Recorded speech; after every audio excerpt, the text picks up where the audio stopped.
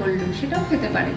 কিন্তু আপনার যেহেতু সুগার নেই, প্রেশারও নেই, আপনি চিনি দিয়ে খেতে পারেন, কিন্তু সেটারও পরিমাণ, যেহেতু আপনার বয়সটা বাড়ছে তো সেক্ষেত্রে সেটার পরিমাণও কম হওয়া উচিত।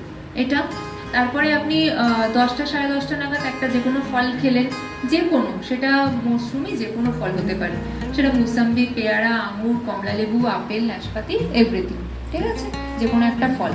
আর দুপুরে মোটামুটি 12:30 থেকে 1টার মধ্যে আপনার লাঞ্চ হয়ে যাওয়া উচিত। তো তখন ভাত, যেরকম মাছ থাকে, ডাল, সবজি, দই, তার সাথে স্যালাড, এটা হওয়া উচিত। তারপরে দুপুরে খাবার, যদি মনে করছেন যে ফলটা আপনি 10:30 10:30 নাগাদ খাননি, তাহলে দুপুরে খাওয়ার 30 মিনিট পর আপনি একটা ফল নিতেই পারেন। তারপর আপনি 5টা থেকে 5:30টার মধ্যে নিশ্চয়ই চা খাওয়ার অভ্যেস আছে আপনার, তো চা খান, তার সাথে বিস্কিট নিতে পারেন। আর 7টা নাগাদ আপনি একটু মুড়ি, ছোলা এই টাইপের খান, বাইরের ঝালমুড়ি না খেয়ে বাড়িতেই মুড়ি, ছোলা, শসা, পেঁয়াজ, টমেটো দিয়ে চাট মতো করে খান।